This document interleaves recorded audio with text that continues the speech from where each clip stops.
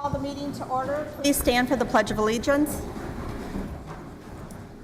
I pledge allegiance to the flag of the United States of America and to the republic for which it stands, one nation, under God, indivisible, with liberty and justice for all.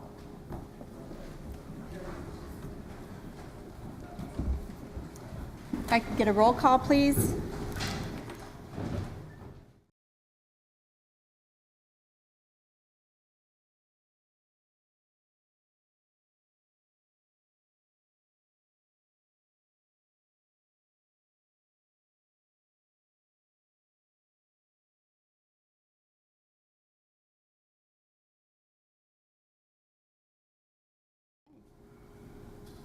We will move on to our presentation of the Kenosha County 2017 budget by the County Executive, Jim Cruiser. Could you please come forward?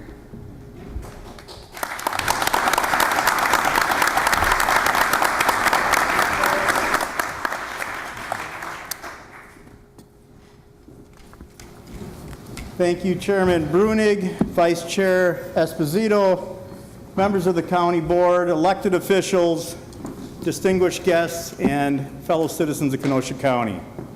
It is my pleasure to present to you the 2017 Kenosha County budget.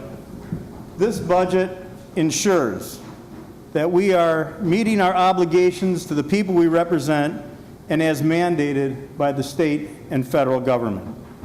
We are responsibly addressing immediate issues as well as planning for the long-term needs with a clear vision of where Kenosha County is going. The challenge of county government is to manage those mandates in a cost-effective and efficient way possible so that the citizens receive the services they need at the lowest cost to the taxpayer. Our ability to effectively balance those mandates with frugality is evidenced by the county's tax rate, which has been the lowest in the past 25 years in Kenosha County. This budget, as expected, stays on that trend. And after working several years together, we have achieved another upgrade in our bond rating to AA+, which is just one click below AAA. I'd like to publicly thank all the county board members, past and present, for working on that project, and especially Dave Geertsen, who kept hammering away toward that goal, which Kenosha County has recently achieved. And our reserves are the highest they have been in many, many years. And this budget leaves that intact. Our financial position is strong. Economic development in the county is the hottest in the state and in the region. And in our planning and development department, we've had more permits from month to month for the last 6 months than we had even prior to 2008. We are poised for solid, strong, continued growth. The 2017 budget before you tonight focuses on 3 critical areas. This is mental health, law enforcement, and infrastructure.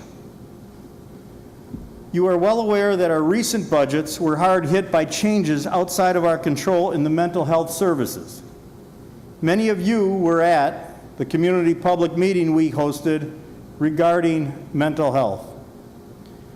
That led to ongoing discussions that are still detailing progress on specific issues, developing timelines and cost estimates for implementation, most of which will come back to this board. This budget provides for a new care center, purchasing a new care center operated by our partner, Kenosha Human Development Services. The current care center was built in the Civil War era. I'm not kidding. It is a non-handicapped accessible. It is limited in size as an 11-bed community-based residential facility. Increasing the number of beds will reduce some cost in a number of ways. It'll reduce costs in out-of-county placements and transportation by all law enforcement entities. As many of you know, the reduction in behavioral health beds at St. Luke's and Racine has resulted in rising costs of mental health commitments. Last year, we engaged in a study of our community systems of care for persons of mental illness to see what we, as a community can do. To really examine what was within our power to change and to make sure that people who need help and mental health treatment can get it. Much has already been accomplished in that study. We've also spent the past 10 months meeting with local stakeholders. People like Alderman Jack Rose and his organization, the National Alliance on Mental Illness in Kenosha County, and working on plans to reduce the number of mental health commitments by helping people get support so that they can avoid exacerbation of their symptoms, achieve recovery, and avoid commitment. There is funding in this budget for expanded night and weekend hours at the Bridges program. Many of you have visited there. My thanks to Mary Jane Landry, the president of the Bridges Board, and thank you for all their support and the help they do in our community. It's estimated that 1 out of every 5 adults experience a mental illness of some sort: depression, anxiety, bipolar disorder, schizophrenia, post-traumatic stress disorder. By us doing our part and investing in prevention and treatment, we can help get people to find paths to recovery and avoid the pain and the stigma and the cost of hospitalization or incarceration. I want to thank Ron Frederick, who was the retired, not that Ron Frederick, the different Ron Frederick, who was retired director of Kenosha County Division of Disability Services, who has been a strong advocate, community advocate for the Care Center. I was in office about 2 weeks and he mentioned it to me, so it's been about 8 years. He's been ringing in my ear to move forward, and he has urged the expansion of the Care Center, and the time is right to do it now. The Care Center provides services in the least restrictive environment and has been very successful at diverting people from inpatient hospitalization. This will, among other things, provide additional community beds to assist more people up front and divert them from inpatient hospital care, and provide a 24-hour meeting place for people in crisis to resolve the immediate issues and potentially avoid hospitalization and to better connect them with ongoing services. I urge you to approve this community-based solution that will serve our needs well into the future.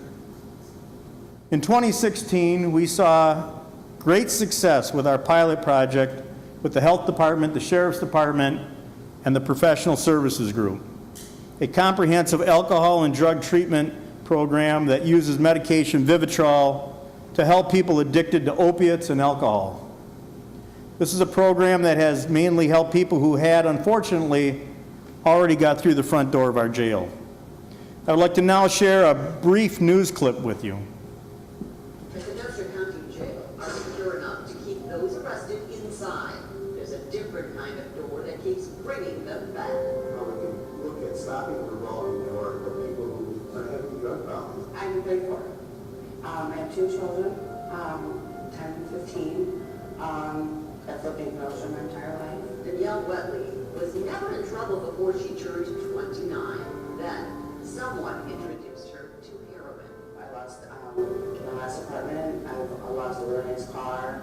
My stability with, having my kids all the time. Her habit would eventually cost more than her house and apartment. It would cost thousands of dollars, and she ended up so addicted, she would shoot up 4 to 8 times each day. Soon a woman who was never in jail before was arrested over and over and over again, many times to get money for the drug. It's crazy, actually. You're constantly thinking about it, and if you don't have it, you get sick. Another arrest in January. Danielle was so addicted, withdrawal in the Kenosha County Jail made her so sick, she was delirious for 13 days. If you just turn your back on it, the problem is going to get exacerbated and it bleeds over into the whole community. It just so happened the timing was right. Kenosha County started a pilot program with an anti-heroin drug. Vivitrol is an opiate antagonist, which is that blocker that blocks the signals. It sits on the receptor of the brain, which is that craving, so it blocks signals from the brain wanting that craving to hit that time. Danielle is one of the first to receive Vivitrol in Kenosha County Jail's pilot program.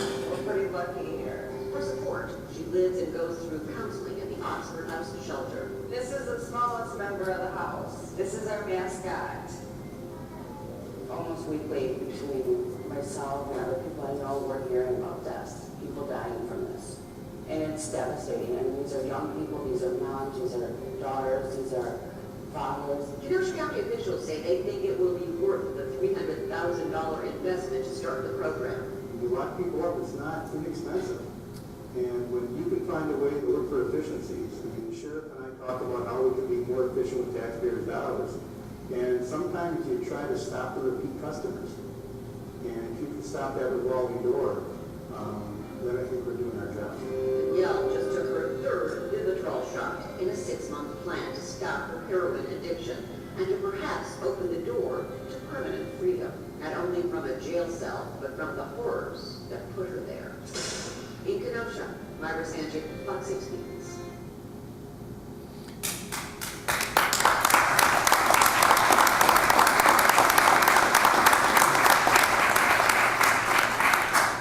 Isn't Danielle a courageous young woman to go on camera and talk about that?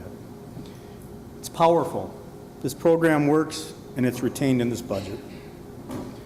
We will build on that success through the other process being advanced by District Attorney Bob Zaff and District Attorney-elect Michael Gravely, which was presented to this board in September.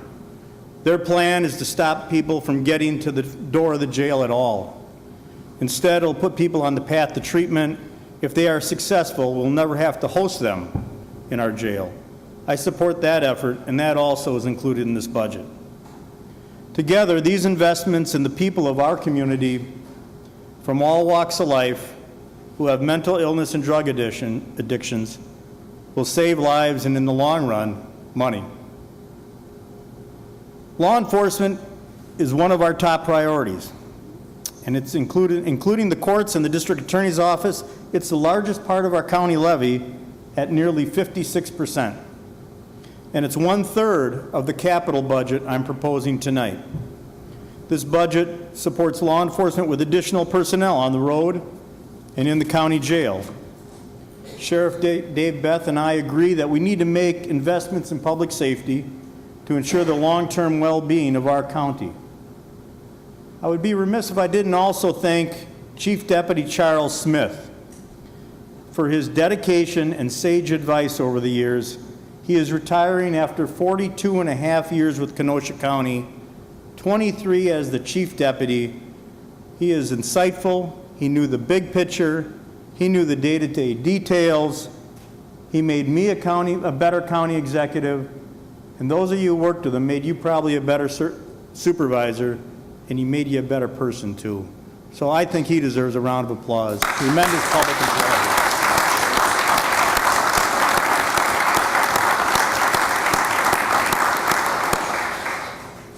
In 2009, the county board made the right decision when it added the second floor to the public safety building expansion and left it vacant for future use. We had talked about many concepts at that time. And then in this budget, we're going to move the we propose to move the Emergency Operations Center to the second floor and create adequate space for the sheriff's detective area and move the medical examiner services to one area. The current Emergency Operations Center in the basement in the public safety building is inadequate for many type of multi-agency events, like your cell phone doesn't work. Jeff Wamble can verify that. What it needs to be is a place where all law enforcement and emergency agencies, as well as municipal officials gather in the event of a natural or a man-made disaster. The EOC training area will be designed to be utilized for additional appropriate purposes. This budget proposal also completes our 8-year plan of moving the medical examiner into a single professional and secure location. The public safety building provides safe oversight for the necessary chain of evidence. Thank you to United Hospitals for housing our current morgue. We appreciate them very much as our community partner. The sheriff will also have an adequate storage space, which is provided for in this budget, at the detention facility at 88th Avenue for law enforcement vehicles and crime scene vehicles that is in this year's budget. Another public safety investment in this budget is a video camera project for the detention center, which our information technology team has developed in cooperation with the sheriff. This will improve safety and security for our jailers, as well as the inmate population, and reduce the amount of litigation. All of this positions our law enforcement community well for the next couple of decades. This budget also contains the ERP Business Management Financial Software Project. Thank you, Dave Geertsen, Mike Bastianelli, and their team for the work on this project. This budget continues to fund our local infrastructure, because good infrastructure leads to economic development, which leads to jobs. We have added significant value to the economic development picture with our strategic investments we have made here in Kenosha County.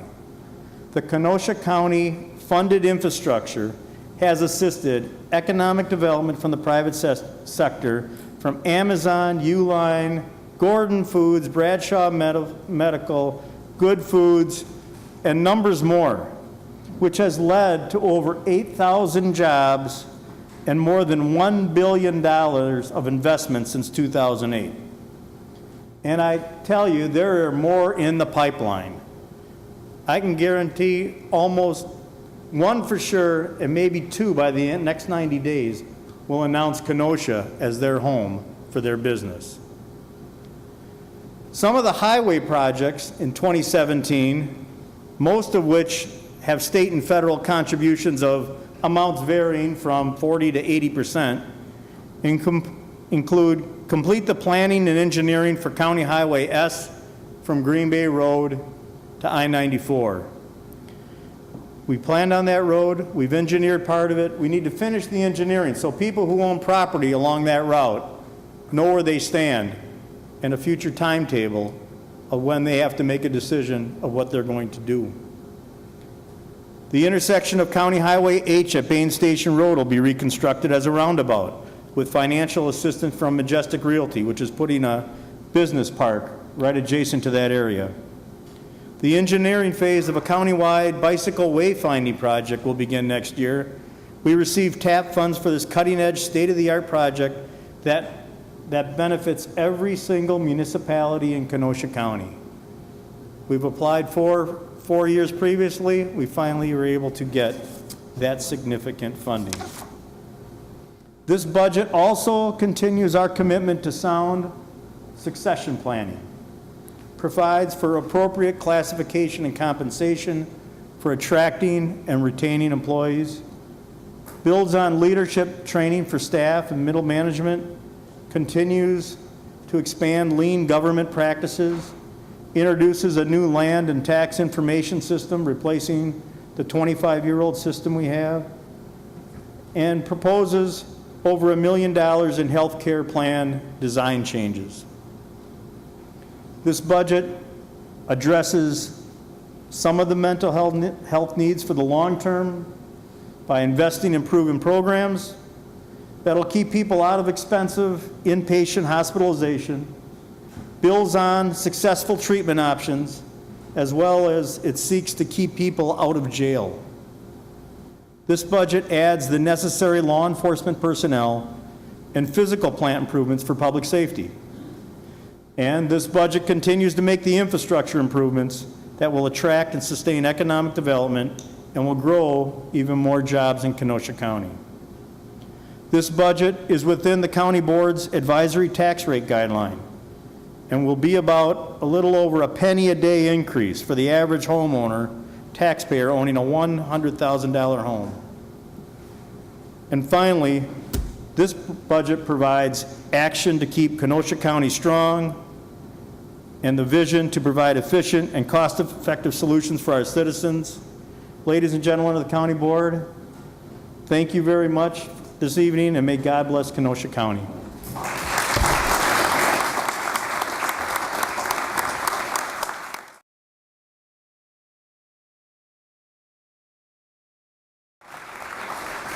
Thumb drives are coming out.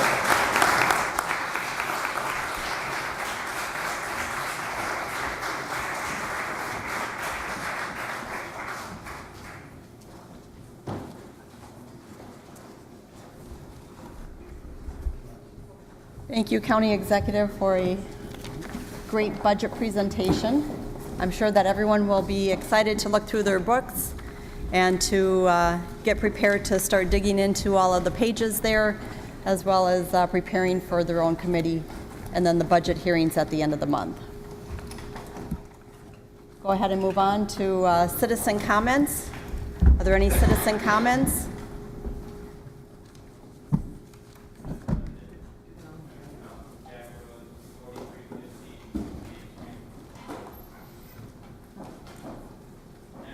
On mental illness, our mission here in Kenosha is to improve the quality of life for folks affected with mental illness, right here in the county. We do this through education, support, and advocacy.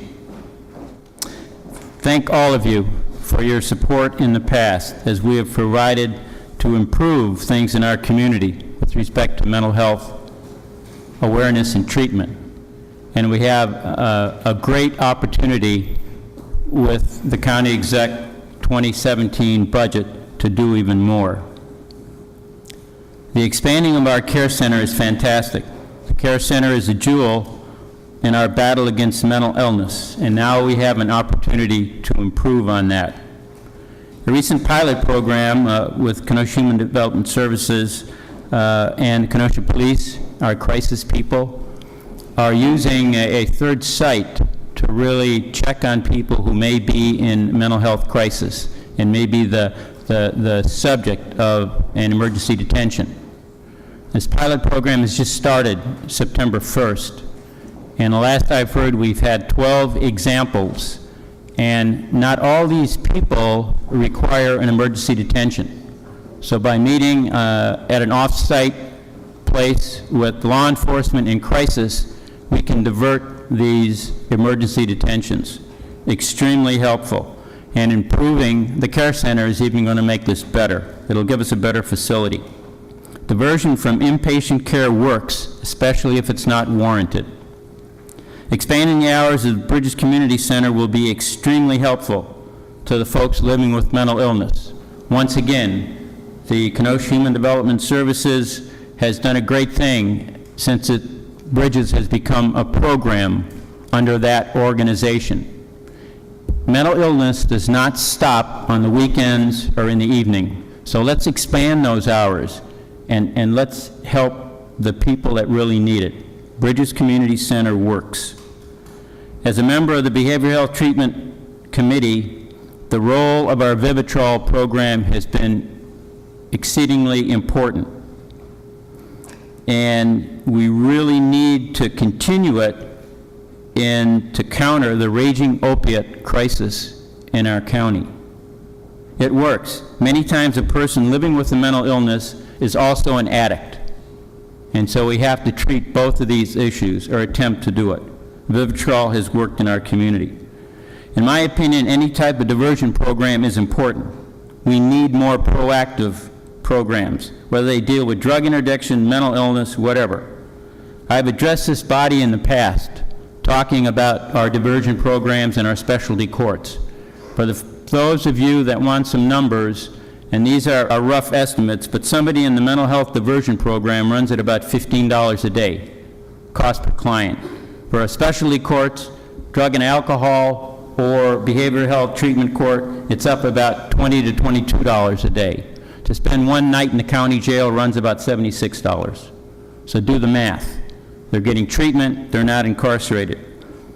An example of the collaborative effort that we can do within our community, we're doing it. We can do more of it with this budget. And you look at the Crisis Intervention Team Training Program and the Crisis Intervention Partner Program. The first officers we've sent to CIT, the 5-day program, goes back to 2007. We started our programs here in Kenosha in 2010. Since then, we've put 194 officers through this. And so talking about law enforcement, how they can help the crisis situations that they're dealing with today, it also provides safety for our law enforcement officers. So this is truly a collaborative effort between Kenosha County Human Services, the Kenosha Sheriff's Department, the Kenosha Police Department, Gateway Technical College, and NAMI Kenosha. So here's something that we can do. We need to continue these programs. And so I really reach out to all of you and request your support for the mental health and substance abuse programs in the 2017 budget. Thank you very much. Thank you, Mr. Rose. Any other citizen comments? Please state your name and address for the record. Virginia Hoekstra, 6209 75th Street. Let me first say this is the first time I've been here. I have, however, attended city council meetings for the last 6.5 years, and I will have to admit this is an awesome body. I respect all of you. The reason why I'm here is because for the last number of years I have been an advocate for the homeless shelter, Siloam Homeless Shelter. And once they have a permanent building. However, I can't get the city to move on much of anything. A meeting that I met with one of the aldermen explained to me that the city is only allowed so much to give. That's a federal thing. But I did find out that Kenosha County is actually the one that is responsible for the homeless shelter. I didn't know that, and therefore I appear to you today. I've heard about the mental health and what you have done for them, but I heard absolutely nothing about the Siloam Center, the homeless shelter center. I don't know why Kenosha County is responsible for them. Yes, they are located in Kenosha, which of course is also in Kenosha County. But the county gets federal money through health. This should go also to the homeless shelter. They need money for the renovation of that building. Can't you stand up, be Kenosha County, and give them what they need? I understand definitely a first step and what you're doing for those type of people, and I applaud you for that. But not hearing one word about the homeless people in Kenosha and Kenosha County, that really bothers me. These people have nowhere to go. Just take your life, for instance. Say that you get up tomorrow morning, you don't have a shower, you don't have clean underwear, you have to put on the same clothes that you have on today, tomorrow. You have children at home, they don't have a bed. Tomorrow night you will go to a different church to sleep on the floor on a mat, but at 7 o'clock you will get aroused from that church and sent out on your way. You don't have an automobile, you don't have a job, you have no money, you have nowhere to go, and you've got children. Now you walk up and down the streets of Kenosha. You have nothing. The Siloam Center does have soup kitchens, so you can feed your children if you go there. But your poor children, think of them. You might be able to do this. But what about those kids? They don't have a teddy bear. They don't have a room. They don't have a clean pajamas, if they even have one. They probably have to sleep in their clothes that they've been walking around for days. Please, support the homeless shelter. Give them the money that they need, because they are a nonprofit organization. that are taking a lot of your responsibilities upon themselves. Think of your blessings, how God has blessed you in your life.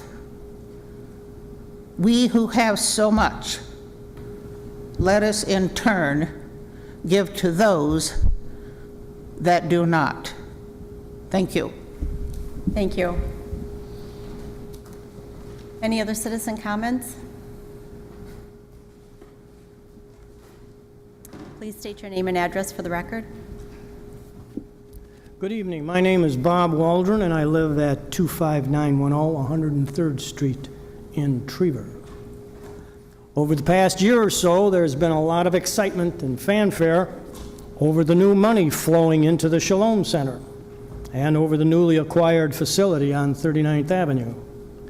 But the facility itself is not scheduled to be activated for another year and a half or so, and even when it does kick in, the entrance requirements for receiving service will remain the same as they are right now.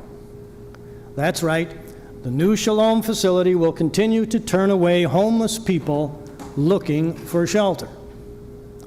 And who are these homeless people that are consistently refused shelter? Well, you can't be under the influence of alcohol or drugs. You can't have a felony record. You can't have a restraining order relating to another individual in that shelter. You can't have a record of violating that particular shelter's rules. You can't have a significant mental problem. You must not be too physically impaired. Furthermore, there must be still room in that shelter that night, like at the Inns program as it is now. And you must arrive there before a certain time.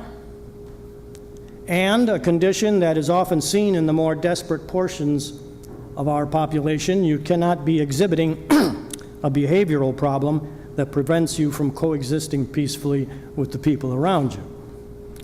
Now, if you are good enough to meet all of these prerequisites and you still have no income, no home, then you can enter the Shalom's shelter program. You are in what I call the homeless Group A, until you screw up. If you fail this entrance screening, you are in Group B and are sent to first step, where there are no indoor beds or cots, and in the summertime, no roof at night.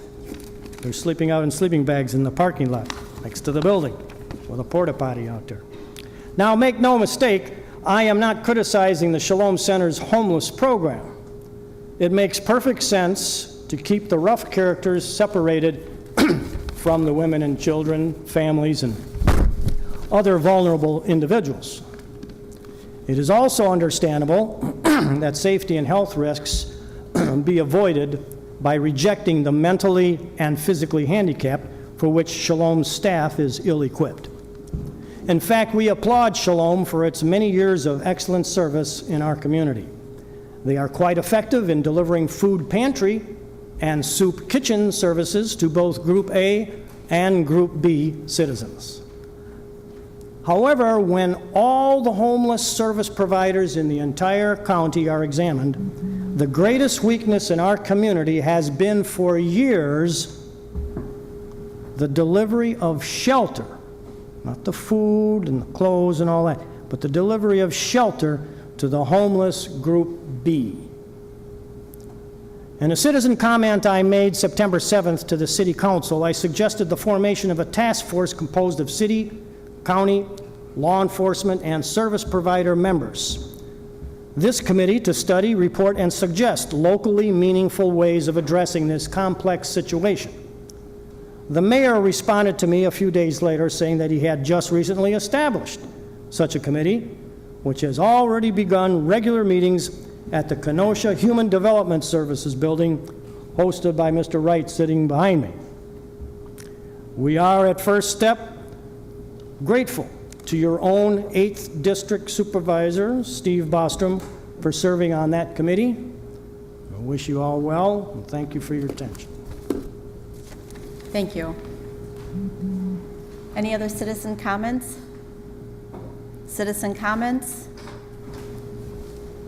Seeing no other citizen comments, I will close that section, and we will move on.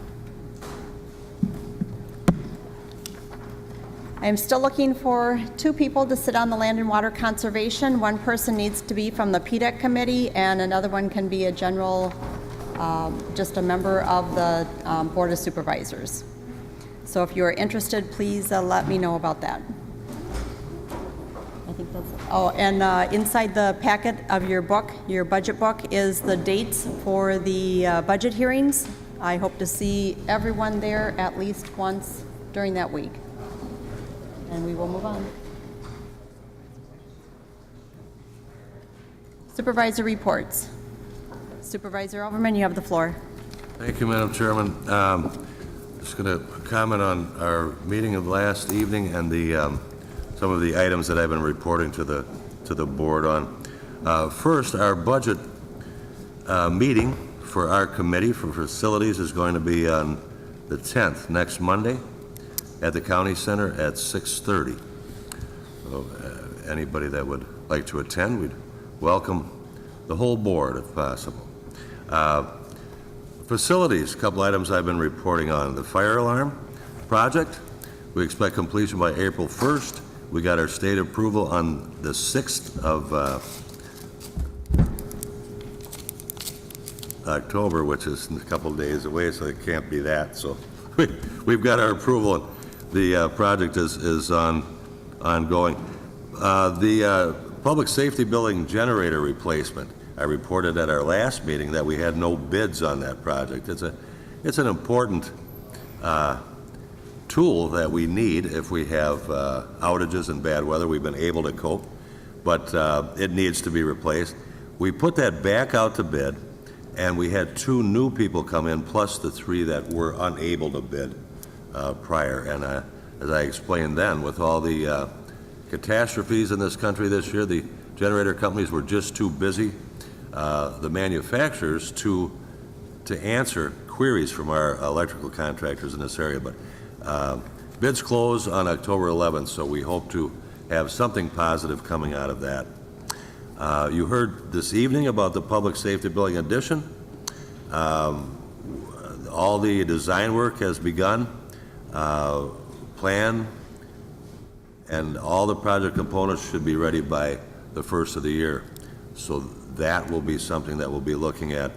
And in the courthouse, we are on a 4-year program to redo 3 of the courtrooms.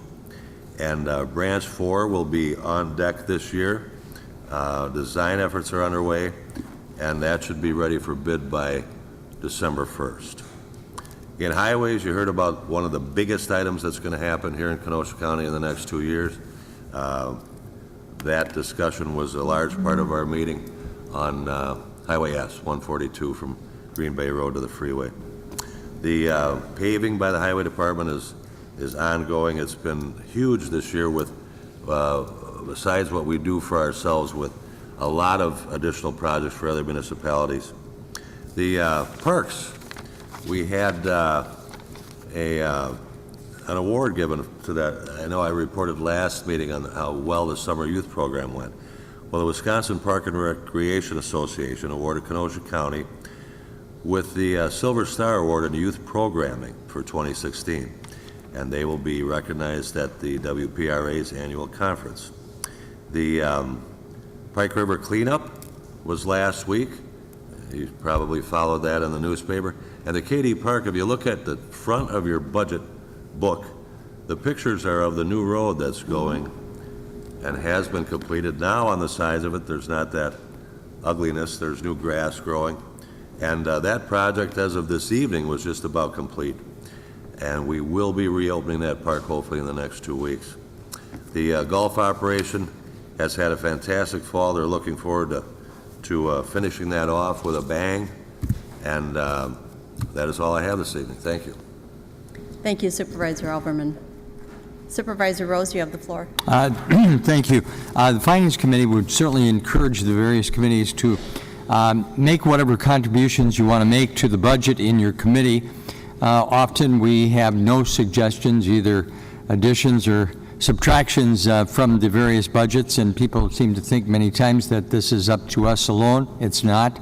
We welcome your suggestions and encourage that at your coming meetings. Thank you. Thank you, Supervisor Rose. Supervisor Hallman, you have the floor.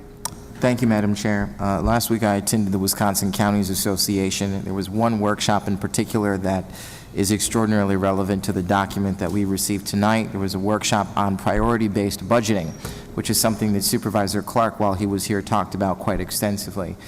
Judging by what the presenter said, we do set priorities in terms of how we budget.